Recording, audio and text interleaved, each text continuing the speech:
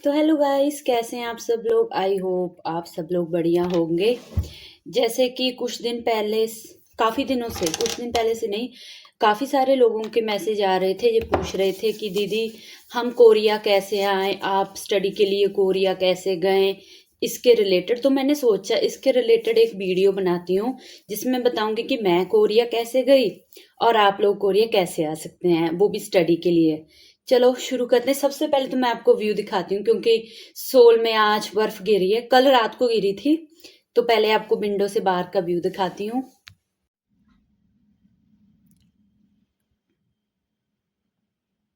पहले ना ये सारा स्नो से भर गया था, मतलब 2 घंटे हुए हैं अभी स्नो रुकी है, पर नहीं, कल रात से स्नोफॉल हो गया जा रहा है लगातार।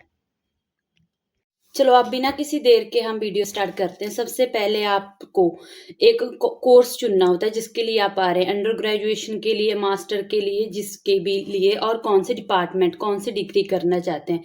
जैसे कि मैंने चूज़ किया कि मुझे करनी है मीडिया एंड कम्युनिकेशन। तो इसके बाद होती है यूनिवर्सिटी चूज़ करना। आप कौन सी यूनिवर्सिटी में कोर्स करना चाहते हैं, अपने करिकुलम्स देखें। अगर आप, जैसे मैंने सिलेक्ट की ईवा यूनिवर्सिटी, तो उसकी आप देखिए कि कब एप्लीकेशंस ओपन्स है। जैसे कि मैंने अप्लाई किया था सितंबर इनटेक के लिए, तो उसकी एप्लीकेशन अप्रैल में ओपन्स होती हैं। तो उसकी आप स्कॉलरशिप के लिए ऊपर आना चाहते हैं तो स्कॉलरशिप्स देख सकते हैं। अगर आप जीकेएस के लिए आना चाहते हैं तो उसकी स्कॉलरशिप तो सभी को पता ही है कि कब ओपन होती है। अगर आप चाहते हैं कि मैं जीकेएस के ऊपर ब्लॉग बनाऊँ तो आप मुझे कमेंट कर सकते हैं। मैं मास्टर और अंडर ग्रेजुएशन दोनों के लिए जीकेएस के ऊपर ब्लॉग बना दूंगी। और इसके बाद होता है मेन प्रोसेस शुरू। जब आपको पता होता है कि एप्लीकेशंस ओपन हो चुकी हैं या होने वाली हैं, तो उससे पहले कौन कौन से डॉक्यूमेंट रहते हैं जो आपको यूनिवर्सिटी की वेबसाइट पे होते हैं।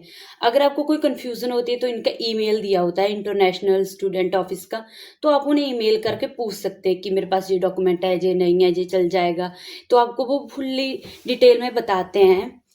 मुझे भी काफ़ी सारे डाउट थे जब मैंने अप्लाई करना था। मैंने ईवा को भी देखा था, जब मैंने ईवा में भी अप्लाई करना तो इनको भी डाले थे काफ़ी सारे ईमेल्स। और Seoul National University, Korea University, काफ़ी सारी यूनिवर्सिटी को भेजे थे जितने भी मुझे डाउट थे स्कॉलरशिप के रिलेटेड और भी। तो मैंने सारे डॉक्यूमेंट प्रिपेयर किए। इसके बाद इनका ऑनलाइन मोड में एप्लीकेशंस फॉर्म भरा था मैंने। बेसिकली जो ईवा का सिलेक्शन होता है, ये होता है 2 राउंड्स में। फर्स्ट आपको ऑनलाइन सबमिट करने होते हैं अपने डॉक्यूमेंट और एप्लीकेशन फ़ी फिल करनी होती है। और इसके बाद अगर आप पहले राउंड में सिलेक्ट हो जाते हैं तो ये दूसरे राउंड के लिए आपके डॉक्यूमेंट कोरिया मंगवाते हैं। बेसिकली ये डिपेंड करता है आपकी यूनिवर्सिटी के ऊपर। जैसे मेरी यूनिवर्सिटी के ये 2 राउंड थे। कुछ ऑनलाइन ही मंगवा लेती हैं, इसके बाद ही ऑफर लेटर दे देती है, कुछ ऑफलाइन मंगवाती हैं। और इसके बाद किसी के 2 राउंड होते हैं, जैसे मेरी मेरी यूनिवर्सिटी के थे, किसी का एक ही होता है, ऑनलाइन जो ऑफलाइन। तो उसके बाद ये आपको मेन ऑफर लेटर भेजते हैं कि आप सिलेक्ट हो गए। उसके बाद मेन प्रॉब्लम होती है कि अगर आप स्कॉलरशिप स्टूडेंट नहीं हैं तो आपको अपनी फ़ीस खुद से पे करनी पड़ती है। जैसे कि मेरी स्कॉलरशिप नहीं लगी थी तो मैंने अपनी फ़ी खुद से पे की थी। अब ये फ़ीस का डिपेंड करता है आपके डिपार्टमेंट के ऊपर, डिग्री के ऊपर। जैसे कि मेरी फ़ीस है 3 लाख समथिंग इंडिया का। मैं अंडर ग्रेजुएशन के लिए हूँ, मेरा डिपार्टमेंट मीडिया और कम्युनिकेशन है। पर अगर जैसे कि मेरी एक फ्रेंड है जो मास्टर के लिए आई, उसकी फ़ीस 3 लाख से ज़्यादा है, आई थिंक 4 लाख के आसपास। तो ये आपकी डिग्री के ऊपर भी डिपेंड करता है, आपके प्रोग्राम के ऊपर भी। और यूनिवर्सिटी का रोल तो सबसे मेन ही है। जैसे कि अगर आप सोल की कोई यूनिवर्सिटी आ रहे हैं, ये एक्सपेंसिव होती है रेदर देन अदर यूनिवर्सिटीज़। तो अगर आपको स्कॉलरशिप मिल रही है तो वो भी आपको पता चल जाएगा, तो आपको फ़ीस भरने की ज़रूरत नहीं पड़ती है, ट्यूशन फ़ीस। पर कई बार होता है जो 40%, 30% ऐसे स्कॉलरशिप दे देते हैं, तो आपको बचा हुआ अमाउंट है जो भरना पड़ेगा। और जो एप्लीकेशन फ़ीस है वो भी इनकी ज़्यादा ही रहती है। मतलब मैंने भरी थी ईवा की 9,000 इंडियन रुपीज़ में। और अगर आप सब लोग चाहते हैं कि एजुकेशन के लिए कितना खर्चा आता है अगर आप खुद से पे करना है, और वैसे अगर आप ट्रैवलिंग के लिए कोरिया आना चाहते हैं, इन दोनों के ऊपर मैं एक वीडियो बनाऊंगी जल्दी से जल्दी, क्योंकि इसके रिलेटेड भी बहुत सारे डाउट्स आ रहे हैं। अगर आपका भी डाउट है तो आप कमेंट कर देना, तो मैं जल्दी कोशिश करूंगी वीडियो बनाने की। तो उसके बाद क्या करते हैं, यूनिवर्सिटी को जब आप फीस चली आती है, इसकी डेडलाइन से पहले पहले भरनी होती है बेसिकली, जो कि मेरी यूनिवर्सिटी ने सिर्फ 3 दिन दिए थे। तो थोड़ा बहुत इंटरनेशनल एक्सचेंज वगैरह का प्रॉब्लम है तो आप वहाँ से भरेंगे तो इन्हें स्लिप ईमेल कर सकते हैं, ये एडजस्ट हो जाता है। फीस भरने के बाद ये आपको मेरी यूनिवर्सिटी ने दिए, मुझे बाकी का प्रोसेस नहीं पता, 2 वो दिए इन्होंने डॉक्यूमेंट्स जो कि आपके वीज़ा प्रोसेस में साथ लगते हैं।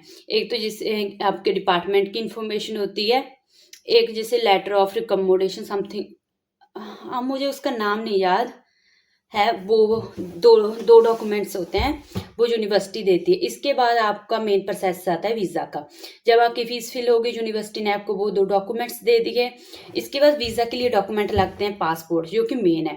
वीज़ा फ़ीस वो डिपेंड करता है कि कितनी है, मतलब आप प्रीमियर वाला ले रहे हो या सिंपल ले रहे हो। उसकी फ़ीस आई थिंक जब मैंने पे किया था 5-6 हज़ार समथिंग थी, और 1 साल के लिए वीज़ा के लिए अप्लाई होता है। और ये आप ऑनलाइन जाके इनकी वेबसाइट पे खुद ही कर सकते हैं। मैंने अपना सारा प्रोसेस खुद किया था। बहुत ईजी प्रोसेस रहता है कोरिया का, बाकी से कम। और हाँ, बैंक स्टेटमेंट, अगर आप स्कॉलरशिप स्टूडेंट नहीं है तो आपकी बैंक स्टेटमेंट सबसे इम्पॉर्टेंट है। आपको बैंक स्टेटमेंट में अमाउंट शो करना पड़ता है जितना कि आपकी यूनिवर्सिटी बताती है, और वो स्टेटमेंट आपको यूनिवर्सिटी को भेजनी होती है। जैसे मेरी यूनिवर्सिटी ने ऑफलाइन मंगवाई थी तो मुझे उसकी एक फ़ोटो कापी भेजनी थी यूनिवर्सिटी को। और इसके बाद ऐसी ही एक जो होती है अपना फोटो कॉपी रहती है बैंक स्टेटमेंट की, वो आपको वीज़ा के साथ लगती है अगर आप स्कॉलरशिप स्टूडेंट नहीं है तो। और इसके अलावा बैंक स्टेटमेंट भी जाती है आपकी लास्ट 6 मंथ की। आप वीज़ा के लिए जब अप्लाई करें तो वो हो सके तो उससे 1 मंथ पहले की हो, आई थिंक उसके या उस मंथ के अंदर अंदर हो। और इसके अलावा आपका जो इनकम टैक्स का रहता है, आपका पेरेंट्स जो आपको स्पॉन्सर कर रहे हैं उनका प्रूफ रहता है, उनका जो प्रोफेशन रहता है अभी क्या कर रहे हैं, जो उसका भी रहता है कि आपके पेरेंट्स क्या है। जैसे अगर आपके पास डॉक्यूमेंट नहीं है, जैसे कि मैं गई थी अब अप्लाई करने, मेरी मदर ने मेरे लिए फंडिंग की थी, तो मेरे पास नहीं था कि मेरी मदर क्या काम करती है, तो वो आपको कहते हैं कि आप ईमेल कर सकते हो, आपको ईमेल लिख के दे देंगे तो आप उसके ऊपर इन्हें ईमेल कर सकते हैं। इसके बाद जब आप सारे डॉक्यूमेंट VFS ग्लोबल में सबमिट कर देते हैं, अपना 12th का लेते हैं जे फाइनल जो अपोस्टाइल होता है उसकी कॉपी लेते हैं। मैं अपोस्टाइल ले गई थी, लेकिन इसके बाद उन्होंने कहा कि कॉपी दे दो, तो फिर मुझे वहाँ से कॉपी करवाना पड़ा। बहुत झंझट वाला था पर ये हो गया अच्छे से। और बाकी डॉक्यूमेंट वो आपको कहेंगे कि आपकी मर्जी, आपने देने हैं तो दे दो, वरना इट्स डिपेंड ऑन यू। सो मैंने अपना 10th का 12th का और इसके अलावा जितने भी एक्स्ट्रा करिकुलम एक्टिविटीज़ वाले, आइल्स का, कंप्यूटर कोचिंग का, सब सर्टिफिकेट की जो प्रिंट में लेके गई थी सब उन्हें दे आई थी। और बाकी आप डॉक्यूमेंट जो है इनकी वेबसाइट पे चेक भी कर सकते हैं कि कौन कौन से रहते हैं। तो मैंने बेसिकली स्टूडेंट के लिए D2 वीज़ा रहता है जो कि अंडर ग्रेजुएशन या मास्टर के लिए आना चाहते हैं। तो इसके बाद आप जब डॉक्यूमेंट सबमिट कर देते हैं उसके कुछ दिन बाद आपको वेरिफिकेशन के लिए कॉल आता है, जिसमें आपको डॉक्यूमेंट्स फिर से सबमिट करने को कहते हैं। उसमें सिर्फ आपकी बैंक स्टेटमेंट और अपना एक टैक्स का वो रहता है जिसमें आपने टैक्स भरा उस ID और पासवर्ड देना होता है, तो उसके लिए भी पैसे लगते हैं। आई थिंक 1800 समथिंग कुछ लगता है, जो कि आपको ऑनलाइन ही पे करना पड़ता है। और डॉक्यूमेंट उस वेबसाइट में आपको पैसे पे होंगे पहले, और इसके बाद डॉक्यूमेंट सबमिट होंगे वेरिफिकेशन के लिए, जो बेसिकली सबको आता है। और इसके बाद फाइनली आपका वीज़ा आ जाता है, और आप ये वीज़ा इनकी वेबसाइट पे भी चेक कर सकते हैं। मेरा भी सारा प्रोसेस यही था। और इसी बीच आपके यूनिवर्सिटी वाले डोमेट्री की भी एप्लीकेशन निकालते हैं, आप वो भी फिल कर सकते हैं। और आपकी डोमेट्री सिलेक्शन हो जाती है तो आपको फीस भी पे करनी होती है। जब मैं अपने डॉक्यूमेंट्स, मुझे याद है वीज़ा के डॉक्यूमेंट सबमिट किए थे, उसके अगले दिन ही जब मैं घर वापस आई दिल्ली से, मुझे मैसेज आ गया था कि आपकी डोमेट्री असाइन हो चुकी है, आपने फ़ीस पे करनी है। और इनकी ना जो होती है डेडलाइन वो 2-3 दिन की होती है, आपको जल्दी जल्दी पे करना पड़ता है। जब मैंने फ़ीस पे की थी, बेसिकली मुझे नहीं पता था कि हमारी यूनिवर्सिटी की 2 डेडलाइन होती है। पहली डेडलाइन में मैंने डॉलर्स भेज दिए थे, क्योंकि ज़्यादातर जो एक्सचेंज वगैरह होती है, करेंसी जो डॉलर्स में होती है, तो वो रिजेक्ट हो गया था। इसके बाद मैंने फिर से भेजी कोरियन बॉन्ड में, तो वो गई थी। अगर आप भी भेज रहे हैं तो कोरियन बॉन्ड से ही भेजना, और SBI से भेजोगे तो ज़्यादा सही रहता है। मैंने SBI से भेजा था, वो 3 दिन के अंदर चला गया था इजीली। तो ये रहा मेरा प्रोसेस कि मैं कोरिया कैसे आई। और आप अगर कोरिया आना चाहते हैं तो ये स्टेप फॉलो कीजिए। देखो, किसी से पूछ के नहीं, आप पहले चूज करो कि आप किस प्रोग्राम के लिए आना चाहते हैं, कौन से डिपार्टमेंट में आना चाहते हैं, तो रिसर्च करो। मैं आपको बता सकती हूँ, आपको गाइड कर सकती हूँ, पर कितना ही करूंगी। बाकी आपको कोई डाउट होगा तो आप पूछ सकते हैं मुझसे। बाकी आप यूनिवर्सिटी की वेबसाइट्स पे जाओ, उन पे चेक करो उनके करिकुलम्स। मैंने कम से कम 3-4 महीने पूरी रिसर्च की थी, बहुत सारी वीडियोस देखी थी यूनिवर्सिटी की वेबसाइट्स। मैं बहुत सारी यूनिवर्सिटी की वेबसाइट्स चेक करती रहती थी, स्कॉलरशिप का, डॉक्यूमेंट्स का। और बाकी आपके जो डॉक्यूमेंट्स है जो यूनिवर्सिटी लेती है, ये डिपेंड करता है कि आप कौन सी यूनिवर्सिटी में कौन से एडमिशन प्रोसेस के थ्रू अप्लाई करें। जैसे मैंने ईजीपीपी के थ्रू या नॉर्मल जो इंटरनेशनल स्टूडेंट लेते हैं एडमिशन, उसके थ्रू अप्लाई किया था, तो इसमें रिकमेंडेशन लेटर नहीं रहता है। बाकी बात करें दूसरी यूनिवर्सिटी, बाकी सारी मांगती हैं, जीकेएस में भी मांगा जाता है। तो आज की वीडियो में इतना ही, क्योंकि वीडियो बहुत लंबी हो जाएगी, फिर आप लोग नहीं देखते हैं।